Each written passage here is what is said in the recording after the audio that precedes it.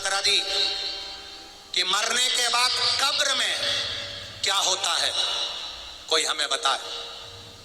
इतने में मंत्री जी ने कहा जो मर गया वो कैसे बताएगा, जो मर गया वो कैसे बताएगा। अभी एक कोई व्यक्ति ने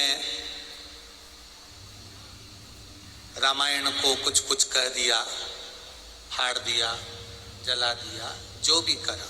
फिर बाद में उन्होंने कहा तुलसीदास जी ने आखिर ये सब क्यों लिखा, तो हम उनसे कहेंगे जहां तुलसीदास जी वहां जाके पूछिए। जब थे तब तुम नहीं थे।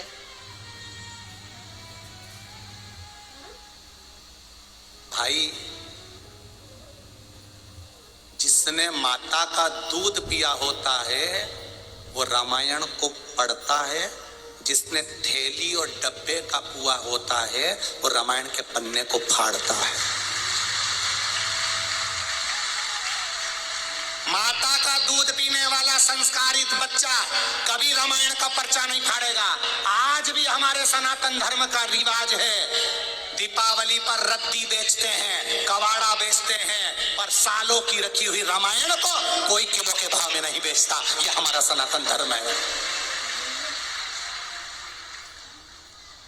कोई बरहनपुर में जो किलो के भाव में रामायण को बेचता, रद्दी बेच देंगे, कवाड़ा बेच देंगे, अपने बच्चों की किताबें बेच देंगे, पर सालों से रखी हुई कपड़े में बंधी हुई उस रामायण को हमारे यहाँ आज भी कबाड़े में किलो के भाव में नहीं बेचा जाता, क्योंकि उसमें मेरा राम बसता है, उसमें हनुमान बसता है, उसमें शिव बसता है। ये हमारे संस्कार हैं। अगर माता का दूध पिए होते तो उस रामायण में राम नजर आते, पर उनको राम नहीं दिखे, क्योंकि डब्बे और थैली का जो दूध पी लेते हैं उनको थोड़ा सा तो यही होता है देसी गाय का दूध और जर्सी का दूध, अंतर है दोनों। उसको समझिए, अपनी जिंदगी में उतारो। रामायण फाड़ने का विषय नहीं, रामायण पढ़ने का विषय है। उसकी एक एक चौपाई हमारे जीवन को संवारने का विषय है, उसका एक एक शब्द हमारे जीवन को उतारने का विषय है, हमारे जीवन होता। महाराज क्यों भटके हम? ये मौका मिला। एक राजा ने कहा कब्र के अंदर मरने के बाद कब्र के अंदर क्या होता है, बताए कोई। मंत्री ने कहा जो मर गया वो कैसे आके बताएगा। राजा ने कहा कोई को पूरे नगर में डोंडी पिटवाओ कि कब्र के अंदर मरने के बाद क्या होता है बताया जाए। नगर में डोंडी पिटवाई, 1000 सोने की मुद्राएं दी जाएगी, जो कब्र के अंदर जाकर बताएगा कि मरने के बाद होता क्या है। किसी ने भी मरने को तैयार नहीं हुए, तब एक लालची व्यक्ति, लोभी व्यक्ति मरने को तैयार हो गया। उसने कहा मैं जाऊंगा कब्र के अंदर जिंदा, फिर आके बताऊंगा। लोगों ने कहा जब अंदर चले जाएगा मिट्टी जल जाएगी तो मर ही जाएगा, कहां से बताएगा, फिर कहां से बताएगा। उसने कहा नहीं मैं बताऊंगा। 1000 सोने की मुद्राएं, खुश हो गया। उसने कहा पहले 500 सोने की मुद्रा मुझे पहले दी जाए, फिर बाद में 500 देना। राजा ने कहा दे दो 500 मुद्रा। 500 मुद्रा दे दी। मुद्रा लेकर जा रहा था, एक भिखारी आ गया, भिक्षक मांगने वाला, भैया कुछ दे दो, भैया कुछ दे दो, भैया कुछ दे दो। अच्छे कपड़े दिख रहे थे, सोना दिख रहा था, 500 मुद्राएं दिख रही थी। भिखारी ने मांगा कुछ दे दो। इसको गुस्सा आ गया, कैसा मूर्ख है, पीछा पकड़ लिया, छोड़ता ही नहीं है। और इसने वहीं पर कचरा पड़ा था, पत्ता पत्ती सूखे कचरे को उठाकर उसके कटोरे में डाल दिया। ले जा। वो कचरा लेकर चला, कचरा लेकर गया। तीसरे दिन इसको ले गए, कब्र में सुलाया, मिट्टी डाल दी। ये अंदर से सोचने लगा श्वास रुक रही है, अब तो मरना ही है, अब बचा क्या है?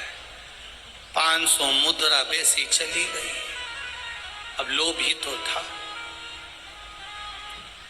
इतनी देर में एक चींटी ने कब्र के अंदर सुरंग कर दी, उसमें से कुछ श्वास मिलने लगा।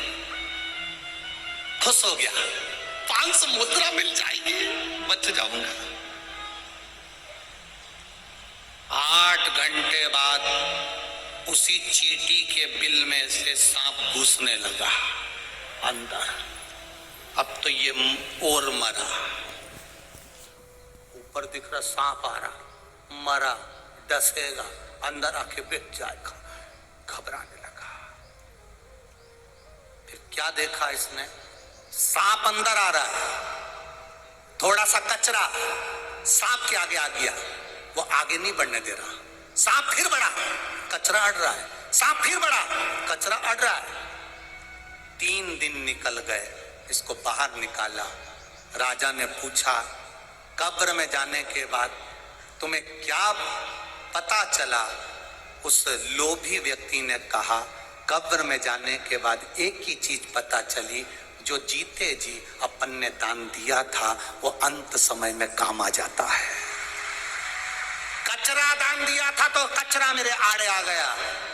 सुन लो रे बरहानपुर वालों, जरा अच्छे से सरसों का तेल डाल के कानों में, तुम जो दान दोगे वो तुमको प्राप्त होगा।